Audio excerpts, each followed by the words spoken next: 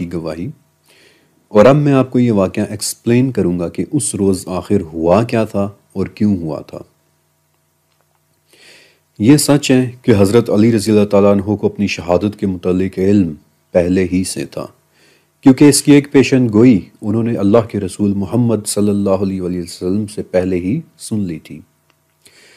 آپ صلی اللہ علیہ وسلم کی یہ پیشن گوئی احادیث کی کتاب و مسند احمد اور سلسلۃ الصحیحہ دونوں میں ہے، اور اس حدیث کے مطابق حضرت عمار بن یاسر رضی اللہ تعالیٰ عنہ کہتے ہیں کہ میں اور علی غزوہ ذی العشیرہ میں ایک دوسرے کے ساتھی تھے۔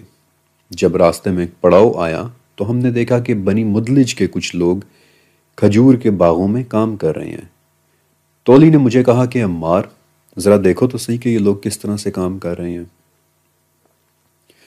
عمار کہتے ہیں کہ پھر ہم انہیں دیکھتے رہے، یہاں تک کہ انہیں دیکھتے دیکھتے ہم لوگ سو گئے، اور جب ہماری آنکھ کھلی تو دیکھتے ہیں کہ اللہ کے رسول صلی اللہ علیہ وسلم ہمیں خود سے جگا رہے ہیں۔ آپ علی کے کپڑوں پر لگی مٹی کو دیکھ کر اسے جھاڑتے ہیں اور کہتے ہیں کہ اے ابو تراب، یعنی اے مٹی والے۔ دو آدمی بڑے ہی بدبخت ہوئے، ایک تو وہ کہ جس نے صالح علیہ السلام کی اونٹنی کی کونچیں کاٹ دی تھیں، اور دوسرا وہ جو تمہیں سر پر مارے گا یہاں تک کہ تمہاری داڑھی خون سے بھر جائے گی۔ اور یہ پیشن گوئی پوری ہوئی تھی آج کے دن جنوری 661 عیسوی میں، کہ جب یمن کا ایک شخص عبد الرحمن ابن ملجم نہروان کی ہار کا بدلہ لینے کے لیے بذات خود کوفہ آیا تھا۔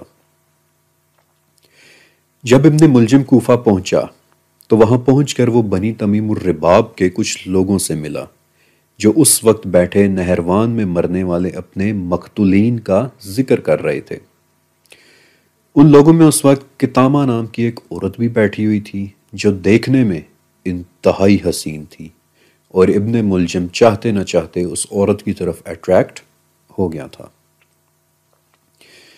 ان دونوں کے درمیان جب یہ بات چیت آگے بڑھی اور کتامہ کو ابن ملجم کی اپنے اندر دلچسپی محسوس ہو گئی تو اس نے کہا کہ اگر تو یہ حسن چاہتا ہے تو اس کا تحفہ ہوگا 3000 دراہم، ایک غلام اور علی کا قتل، جس پر ابن ملجم راضی ہو گیا اور کہا کہ ٹھیک ہے، میں یہ تحفہ دینے کے لیے تیار ہوں، لیکن کیا تم کسی ایسے شخص کو جانتی ہو کہ جو اس کام میں میری مدد کر سکے گا؟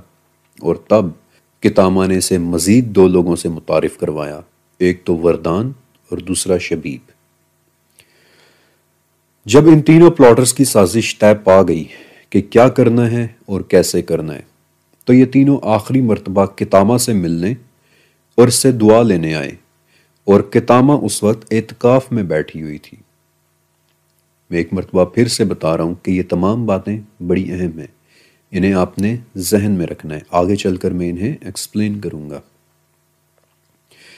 بہرحال کتامہ نے ریشم کی پٹیاں منگوائیں، انہیں ان لوگوں کے سروں اور بازوؤں پر باندھا، انہیں الوداع کیا، اور یہ لوگ اندھیرے میں مسجد کے اس دروازے کے سامنے جا کر بیٹھ گئے کہ جہاں سے حضرت علی رضی اللہ تعالیٰ عنہ نے مسجد میں داخل ہونا تھا۔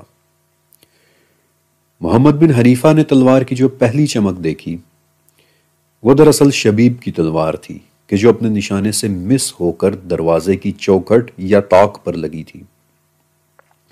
وہ وار حضرت علی رضی اللہ تعالیٰ عنہ کو لگ نہ سکا تھا، لیکن ابن حنیفہ نے جو دوسری چمک دیکھی وہ ابن ملجم کا وار تھا کہ جو سیدھا علی رضی اللہ تعالیٰ عنہ کی پیشانی پر لگا تھا۔ شبیب بعد میں پکڑا گیا، اس پر مقدمہ چلا اور عوام میں خوف و ہراس پھیلانے کے جرم میں اسے قتل کر دیا گیا۔